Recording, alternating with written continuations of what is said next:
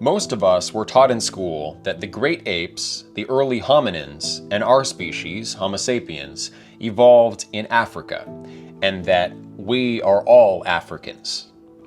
Around 70,000 years ago, they say, a small group from East Africa migrated into Eurasia, and all modern-day Europeans, Asians, and indigenous Americans are descended from that single recent dispersal of modern humans out of Africa.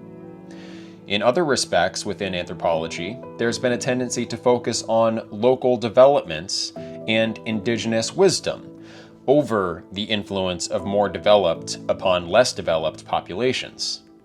This often comes along with a kind of cultural relativism where they deny that there are superior and inferior cultures. We've simply adapted different survival strategies in accordance with our different circumstances. But when it comes to the recent out-of-Africa migration theory, they say that the technologically and cognitively superior African Homo sapiens almost completely replaced the less advanced indigenous populations of Eurasia. They are cultural relativists who would deny any superiority of industrial colonial empires to hunter-gatherer groups until they suddenly become hardline African supremacists who claim that blacks were the original Europeans and that anatomical and behavioral modernity were products of sub-Saharan Africa, imported into the rest of the world, which we are to suppose was mentally and physically backwards by comparison. Is this picture supported by the evidence? In the course of this video, I will attempt to highlight evidence that suggests that the great apes, our most recent hominin ancestors, and our species, Homo sapiens, evolved across multiple continents, and that behavioral modernity had independent Eurasian origins, and wasn't imported there by black Africans. The model I'll put forward here isn't the only interpretation of the evidence, and it's certainly not the one that mainstream science promotes.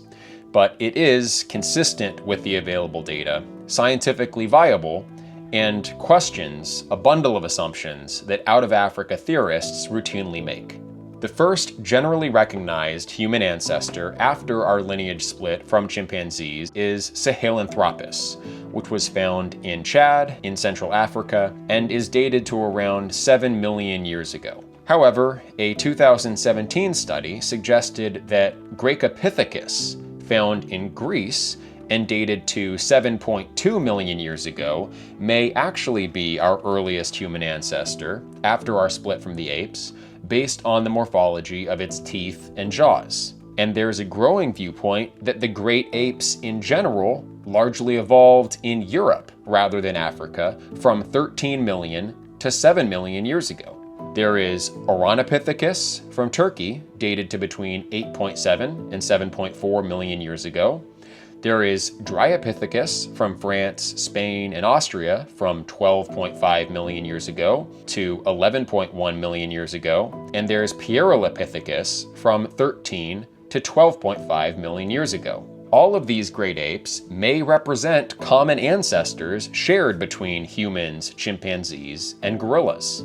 Great apes existed across multiple continents prior to the emergence of Sahelanthropus, who may or may not have been the first member of our particular branch of the evolutionary tree. From 7 million years ago until the emergence of Homo erectus 1.8 million years ago, there is, however, strong evidence that our ancestors did evolve primarily in Africa. Ardipithecus, Australopithecus, Homo habilis, etc. are well attested in the African record and not elsewhere, and it is likely that most or all of our ancestors from 7 million years ago to 1.8 million years ago existed in Africa. So for 5 million years, from 13 million years ago to 7 million years ago, most of our evolution may well have taken place in Europe. And for about 5 million years, from 7 million years ago to 1.8 million years ago, most of our evolution likely took place in Africa. 1.8 million years ago, Homo erectus began to migrate outside of Africa, with the first Eurasian specimens being found in Georgia. Homo erectus continued to populate Eurasia for the next several 100,000 years, where its descendants persisted. Direct descendants of Homo erectus were present in Europe and Asia even 50,000 years ago, and modern-day humans are admixed with members of those species which had Eurasian ancestry going back almost 2 million years. Mainstream paleoanthropology will admit that Eurasian people did inherit genes from Neanderthals, Denisovans, and possibly some other Eurasian hominins descended from Homo erectus, and that Eurasians therefore do have non-African ancestry going back almost 2 million years. But they neglect to consider the possibility of back migration from Eurasian Homo erectus into African Homo erectus populations. African Homo erectus was later succeeded in Africa by Homo heidelbergensis, the immediate ancestor of Homo sapiens. So even Africans who aren't admixed with Neanderthals or Denisovans likely have ancestry from Homo erectus back migrants from Eurasia. It's a known principle of human demographics, as well as animal migration generally, that when a population moves to a new place, a significant percentage of them end up back migrating to their homeland. In modern human populations, around 45% of migrants end up moving back home. In ancient human populations, between 10 and 25% of migrants likely ended up returning to their place of origin. There may have been several large-scale migrations of Eurasian erectus populations into Africa over the million or so years that they existed. We know that due to migration into Africa after 70,000 years ago, between 20 to 30% of the ancestry of modern-day Africans comes from Eurasia. It would be inconsistent with what we know about human migrations to assume that Eurasian Homo erectus emanated from Africa, but that none of them returned to Africa. Africa to Eurasia migration routes were not one-way streets. Homo erectus specialized in long-distance hunting and were physically built for distance running.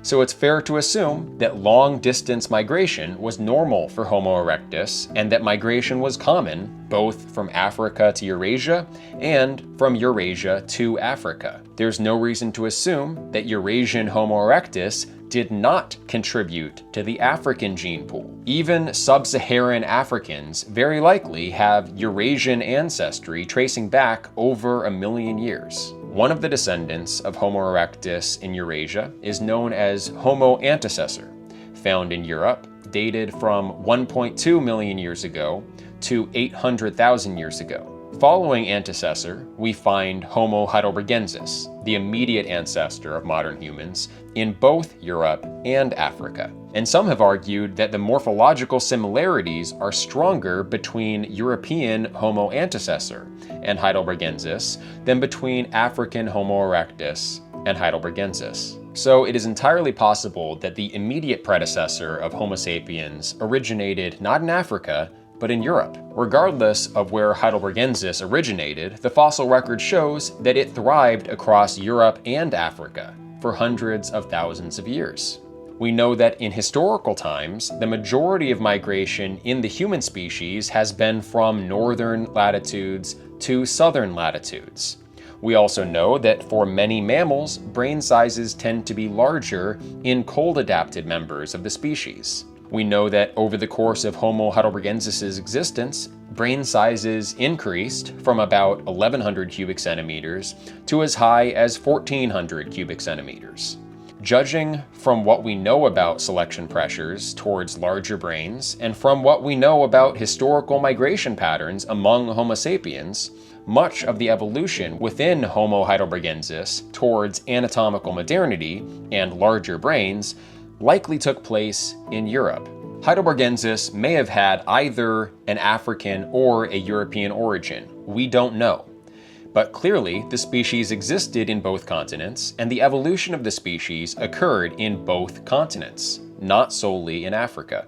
Actually, there's good reason to suggest that by the time of the first known Homo sapiens in Northwest Africa, around 300,000 years ago, their heidelbergensis ancestry, going back 500,000 years, was largely European. The first extant Homo sapiens specimen, the Jebel Irhoud individual from Morocco, may well have had recent European ancestry. He lived 5 times closer to Europe than to sub-Saharan Africa, and in fact, the tool industry associated with him is most similar to Neanderthal Mysterian tools, which of course are found primarily in Europe. The earliest fossils of Homo sapiens are found in Africa, but it's important to remember the extremely small sample sizes that we have to work with. There were populations of many thousands of early members of our species in their various habitats, but we only have a little over a dozen Homo sapiens individuals represented in the archaeological record between 300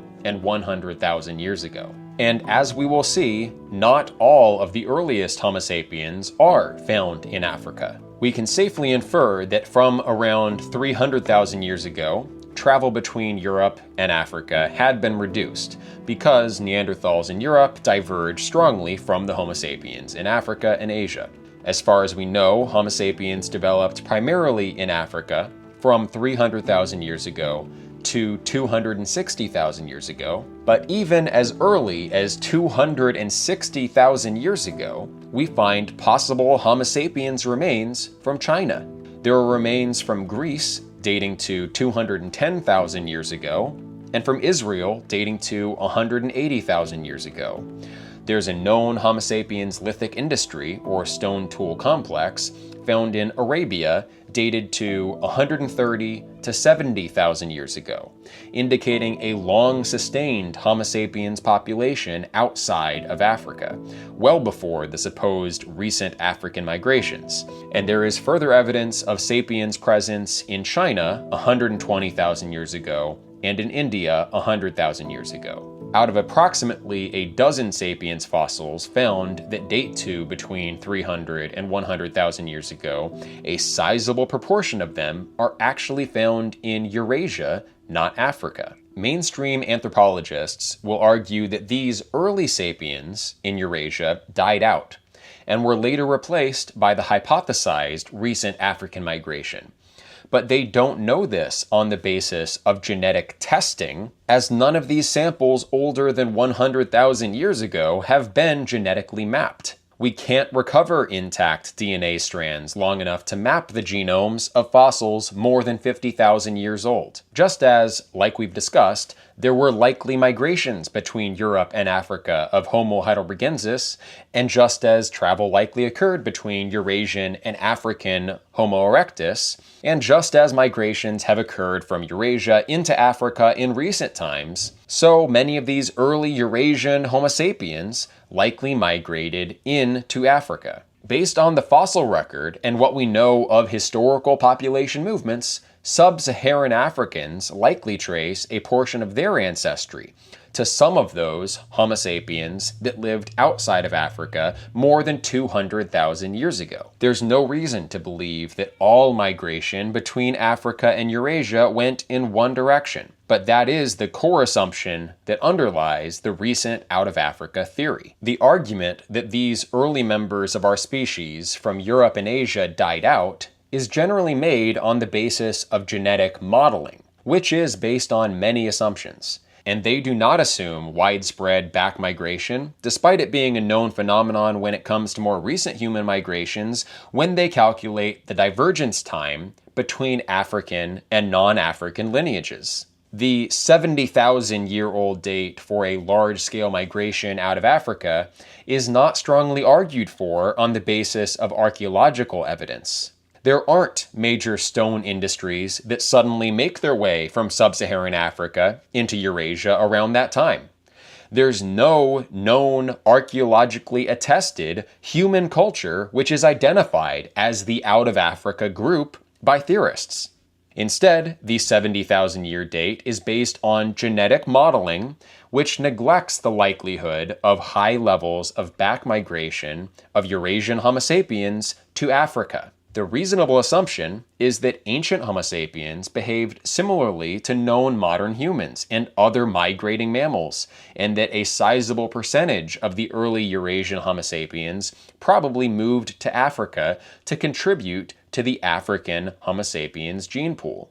Recent out-of-Africa migration models neglect this obvious possibility. What are the typical arguments that support the recent African migration theory of human origins? 1. There is greater genetic diversity in Africa than elsewhere. This is taken to imply that human lineages had more time to diversify in Africa because they originated in Africa. However, Africa's greater population size, which is a factor of its geographical size, climate, and ecology, would itself predict increased genetic diversity even if it wasn't the source of our species.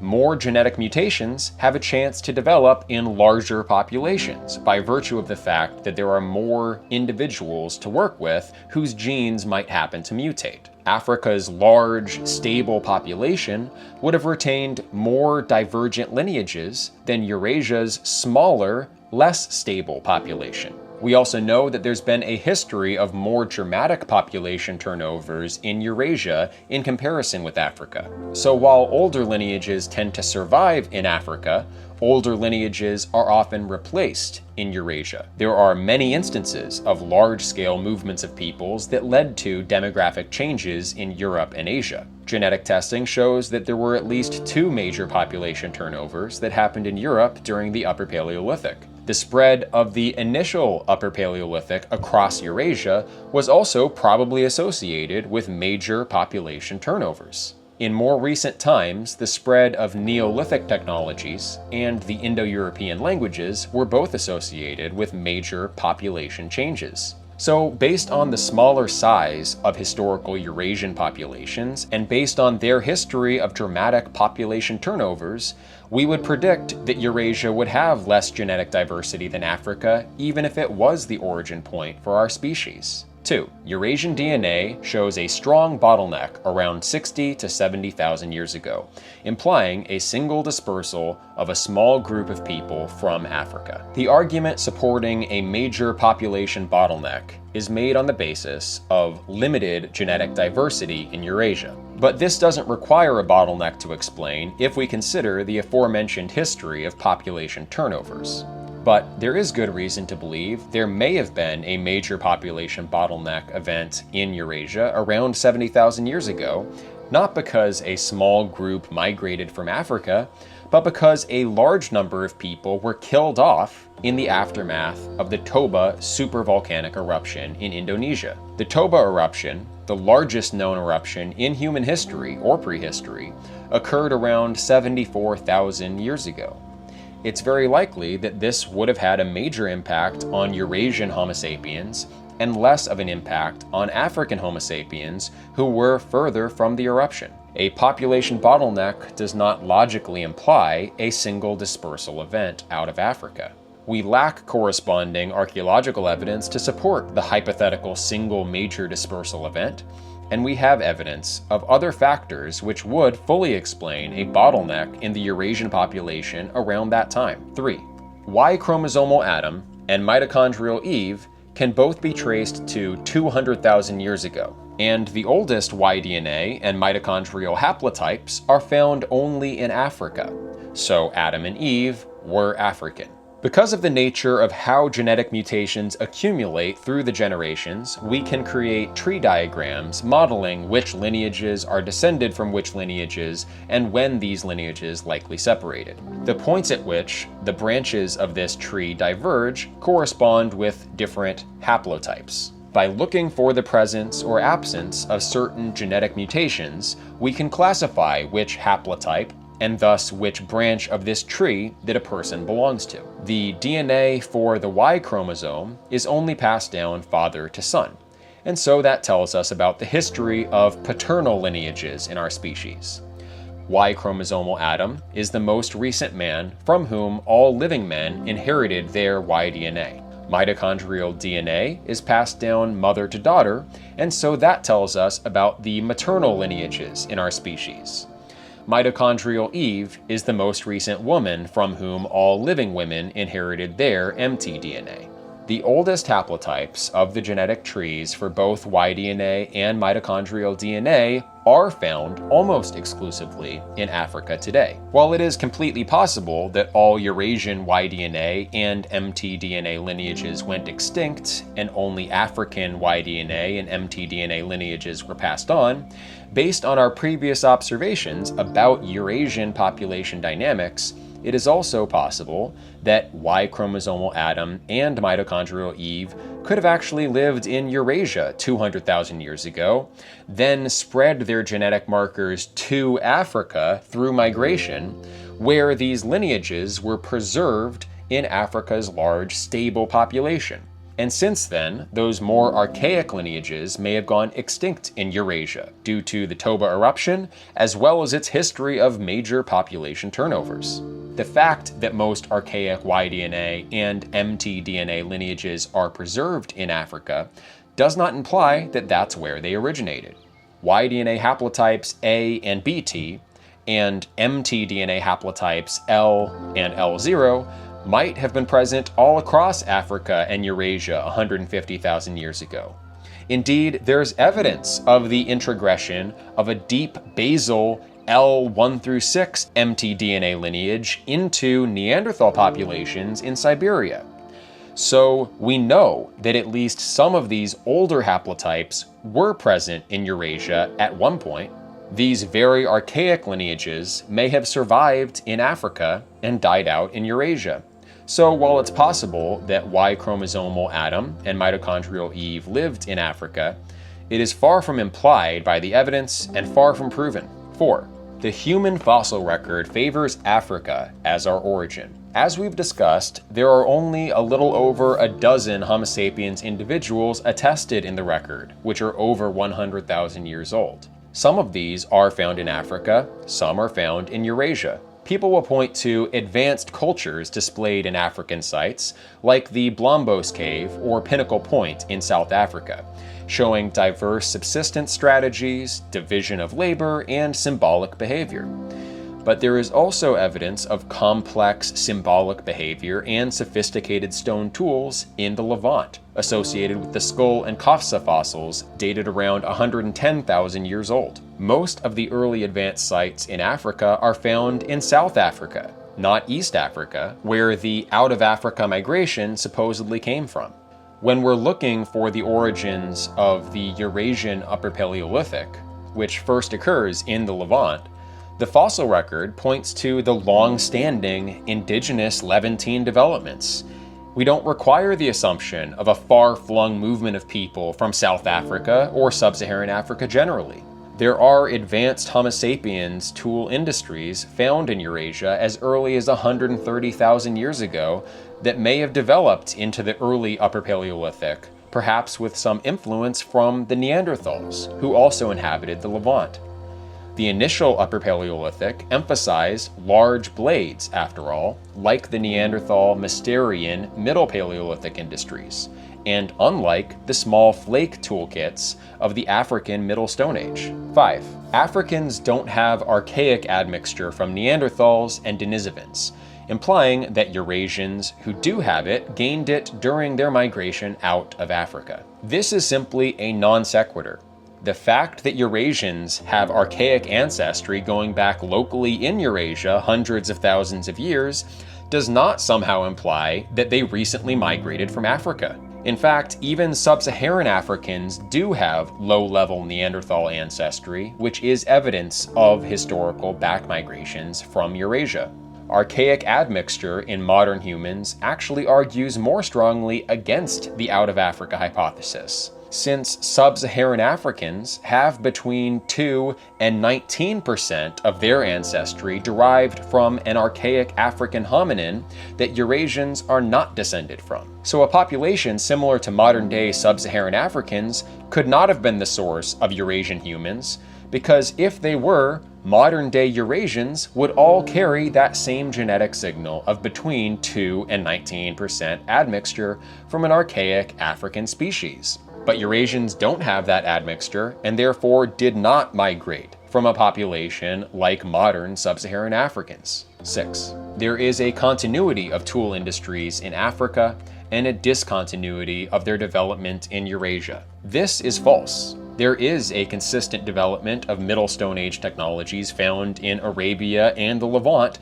dating from 130,000 years ago all the way down to the beginning of the Upper Paleolithic. And the Eurasian Upper Paleolithic was host to the oldest Upper Paleolithic cultures. There is no evidence of African influence on the Emerine culture, which produced the first Upper Paleolithic toolkit.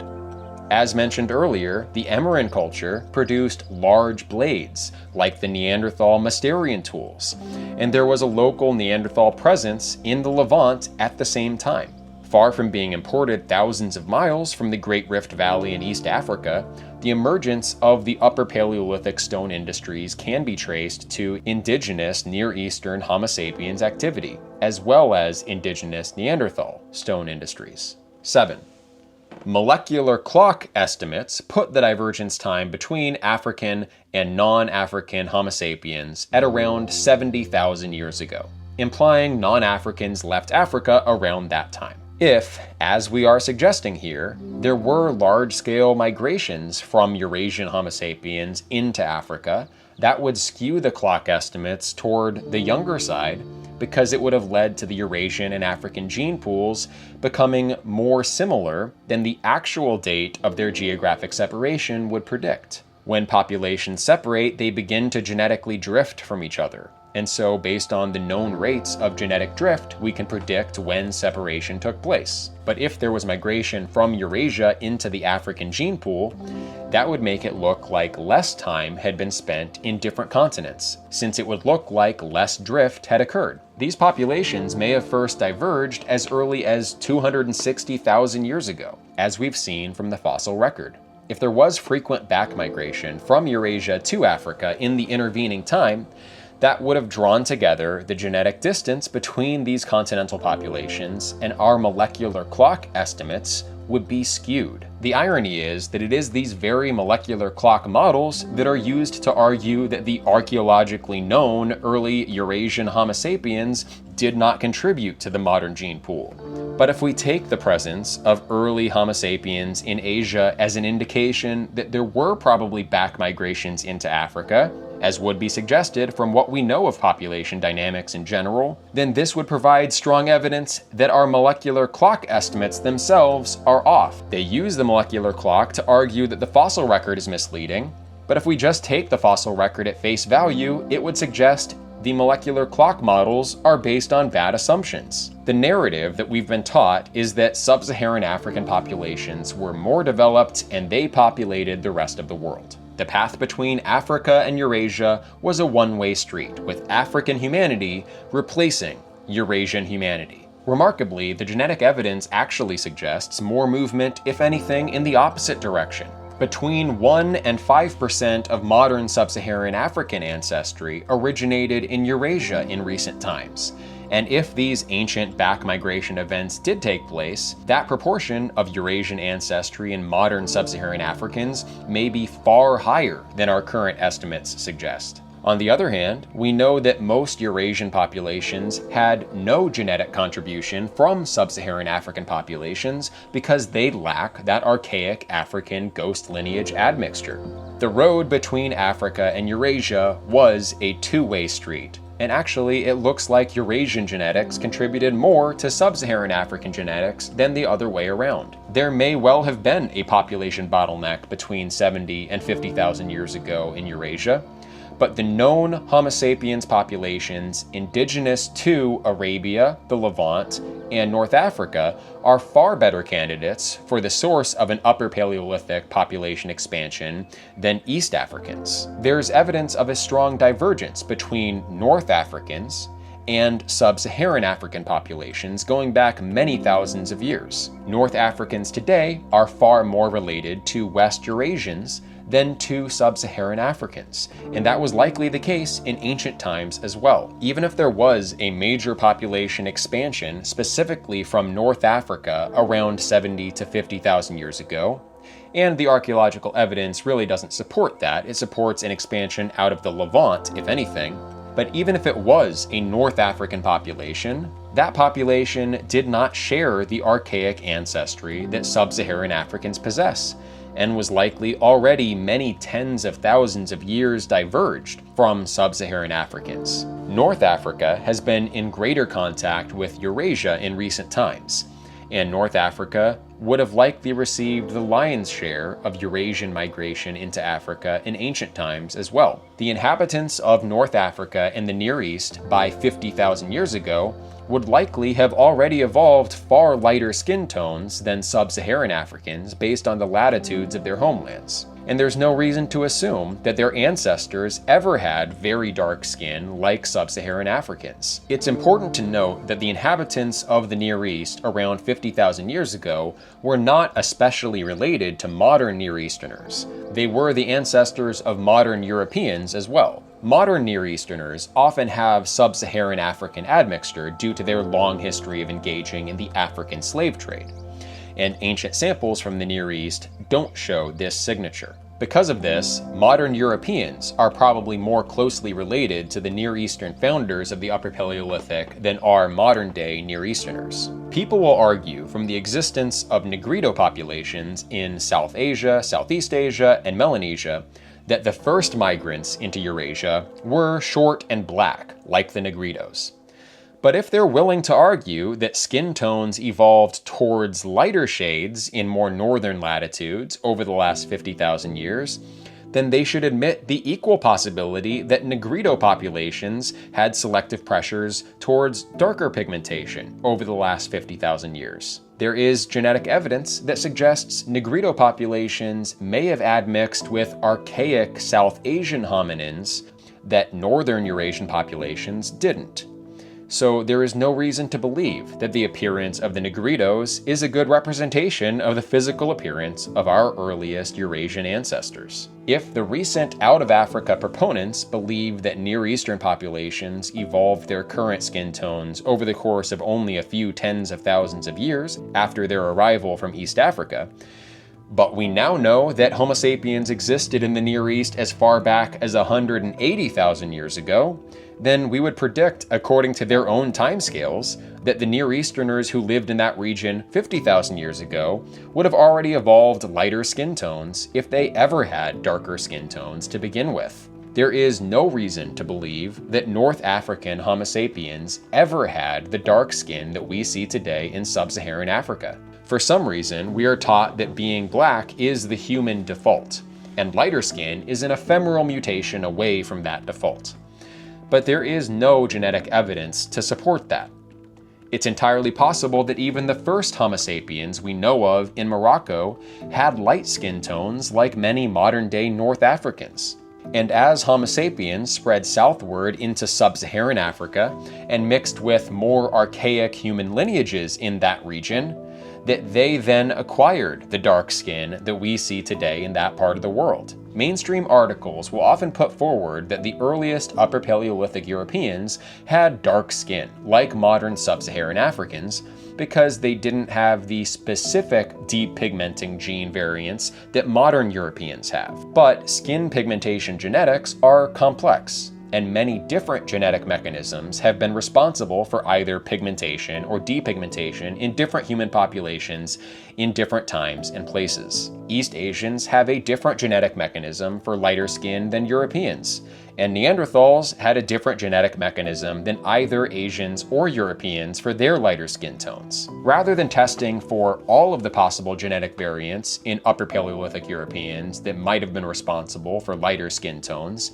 they often test specifically for the two primary depigmenting genes that have been selected for over the last 10,000 years in modern European populations. If there are a dozen different genes that can lead to light skin, but we're only searching for two of those possible depigmentation genes, then we have no basis for arguing that early Upper Paleolithic Europeans or any ancient Eurasian population had black skin like modern-day sub-Saharan Africans. When closely analyzed, the available genetic and archaeological information does not strongly imply or even suggest a single dispersal of modern humans from Africa around 70,000 years ago. From 12 million years ago down to 7 million years ago, it may be that the majority of our evolution took place in Europe. From 7 million years ago to 1.8 million years ago, the majority of our evolution likely took place in Africa. And from 1.8 million years ago until recent times, there has been constant population movement between Africa and Eurasia. And it is clear that the evolution of our species was intercontinental. During that time, no population existed entirely in isolation. But the regional variations and racial differences that we see today do reflect a deeply diverse population substructure embedded in the deep histories of our respective homelands going back, in many cases, more than 1 million years. The mainstream scientific narrative of out of Africa seems to me to clearly be politically motivated.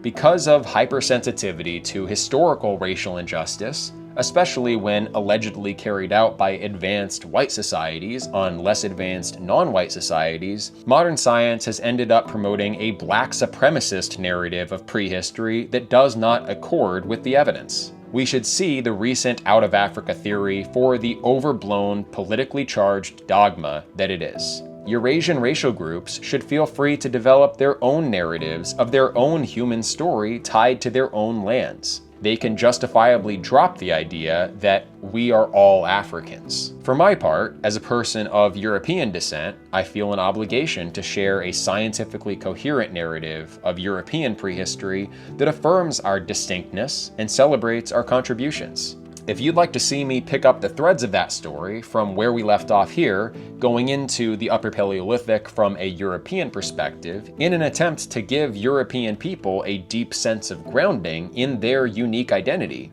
which of course I believe all groups deserve and should provide for themselves, then consider supporting this channel at patreon.com/airvol or making a one-time donation at paypal.me/airvol. Links are below. Presentations like this require an enormous investment of time and energy, and I can't do it without your support. I hope you gained something from this video. If you did, please like, subscribe, and share. And if you would like to engage in friendly debate on any of these scientific points, feel free to comment below or reach out for a live discussion. Thank you for listening. God bless.